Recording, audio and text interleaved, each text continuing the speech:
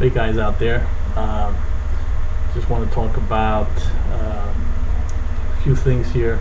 Silver's going up, no surprise there. Gold's going up, copper's going up. Okay, all three of them are up this week, so that's kind of dangerous for the fiat dollar. I'm buying some more silver. I hope you guys are too. The more we buy silver, the more that dollar becomes less valuable, and at some point it just starts to tumble, and everybody tries to get a hold of something, a commodity. It could be food, it could be toys, it can be anything, or whatever, liquor, cigarettes, drugs. I don't know whatever people buy, or whatever people can hold on to, toilet paper. I would buy something that is useful and you can store, that'll last you for a while, that you can trade with your neighbors. We need to probably store a lot of things here, because what I'm noticing is the Federal Reserve is squeezing everybody through the banks, through their laws. They just made another law here in New Jersey where it's similar to California, where you got to stop when somebody is crossing. Before, everything was, you go as whatever your common sense allows you to do, which is, I think, easier and better for the East Coast, where all the streets are tight. It's very hard to get through. So you got all these little streets all over the place. But they got this new law out here because they want to make more money, more revenue, and they're making it hard to park anywhere.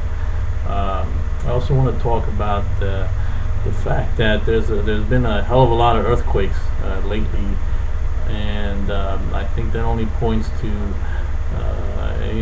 nobody really knows what's going on, but you can make a few theories here. One of those might be the poles melting, causing shifts. Another thing is another theory is the magnetic. The magnetism that protects the Earth. There's a hole, and some people are saying it could lead to the Earth inverting its poles. It could be a little bit of a combination of everything. I mean, it could be the sun getting hotter, and it could be the poles melting, and definitely there's an island that just went under a couple weeks ago, and over there by India. It's another. There's been a few that already went under, and that's another one. So this points to the fact that there are Earth movements, significant Earth movements. So there's definitely some significant change coming here, whatever that means. And the other thing that is going on here is that the letter has been sent out to the governors from the chief of military police, I guess that is, the marshal, the provost marshal, I think that's what they call it. And along with that, there's supposed to be a march on Washington, where everybody who's got a gun will be showing it, and they're going to be marching on Washington on April 19, I believe. I wish they did that everywhere. Just take your gun and march over down to City Hall. April 19. Call it April 19. Everybody marches on City Hall and just stands out there and show your guns.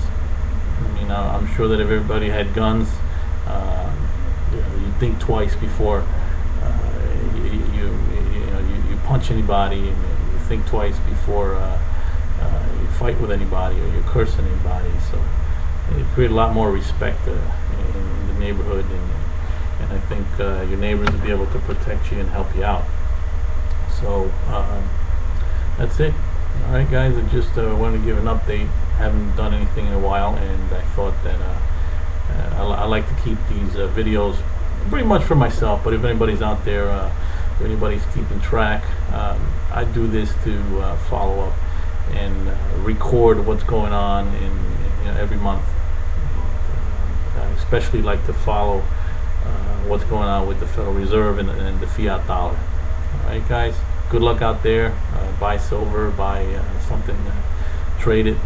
Okay, and try to keep these guys from taxing us.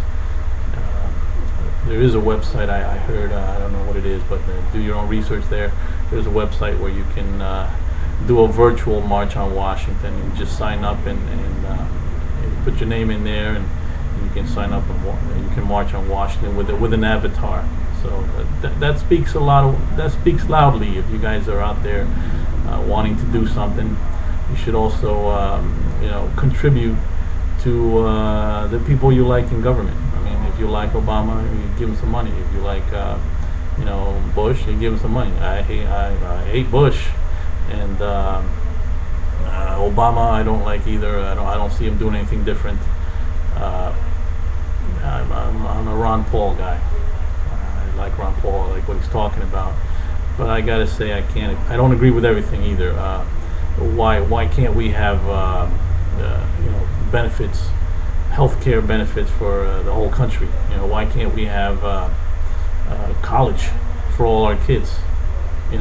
We can have billions and billions and billions. I mean, trillions even of stored weapons.